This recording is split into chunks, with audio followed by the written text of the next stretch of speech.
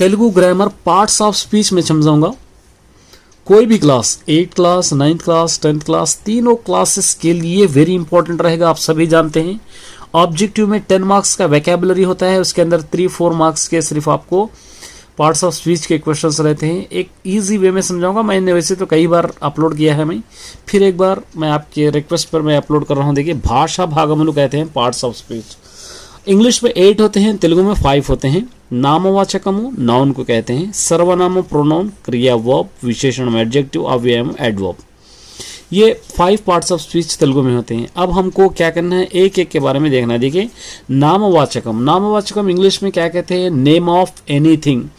किसी चीज के बारे में, किसी चीज का नाम अगर हम ले रहे हैं तो उसको हम क्या कहते हैं, नामवाचकम हम कहते हैं। जैसा मनुष्युలు माने पीपल, జంతువులు యానిమల్స్, వస్తువులు థింగ్స్, ప్రదేశములు ప్లేसेस, పేర్లను తెలిపేదే नामवाचकम। नामों को बतलाने वाला नाउन माने कोई भी नेम हो सकता है, नदी का नाम हो सकता है, शहर का नाम हो सकता है, आदमी का नाम हो सकता है, जानवर का नाम हो सकता है, गांव का नाम हो सकता है, झाड़ का नाम, कोई भी नाम को अगर बतला रहा तो उसको हम नामवाचकम कहते हैं। फॉर एग्जाम्पल, रवि, पुस्तकमु, चिलिका, दिल्ली, चटलू, ये पूरे नेम है।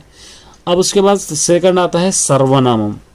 सर्वनाम हम किसको कहते हैं, इंस्टीड ऑफ नाउन, माने नाउन की जगह पर इस्तेमाल करने वाले, मतलब नाम नहीं आना।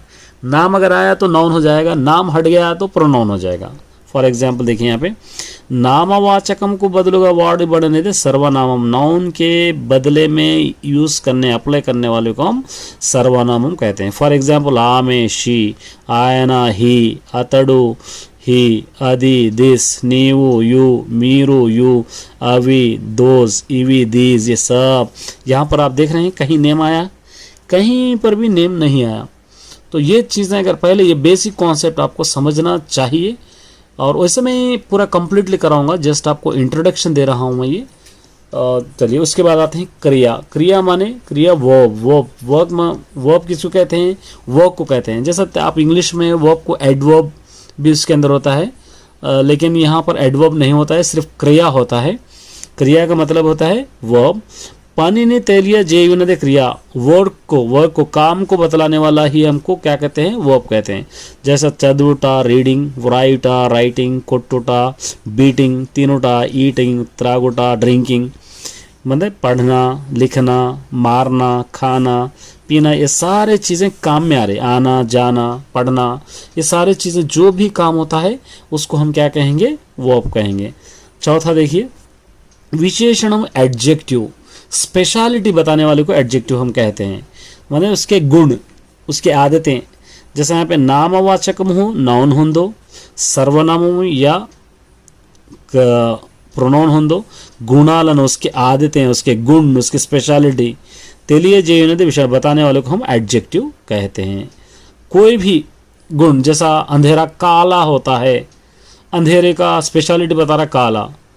और उसी तरह किसी, जैसा हाथी बड़ा जानवर है, हाथी कैसे जानवर, बड़ा मतलब उसके स्पेशलिटी बता रहे हैं यहाँ पे। एरुपु रेड, पोड़ुपु टाल, मंची गुड, वेडी हीट, तीयनी स्वीट, पुल्लनी सूर। ये जो है स्पेशलिटी बता रहा पूरा। लाल, लंबा, अच्छा, गरम, मीठा, खट्टा, ये सारी चीज़ें स्पेशलिटी बता रहा। तो इस स्पेशलिटी बताने वाले को हम क्या कहते हैं, एडजेक्टिव कहते हैं। किसी भी चीज़ की स्पेशलिटी बताने दो वो एडजेक्टिव हो जाएगा। उसके बाद आता है अव्ययमु। अव्यय माने लिंगमु, जेंडर, वचनम माने सिंगुलर प्लूरल, विभक्तुलु माने विभक्ति, प्रीपोजिशंस, मार्पु चंदने, नहीं बदलने वाले को हम अव्ययमु कहते हैं।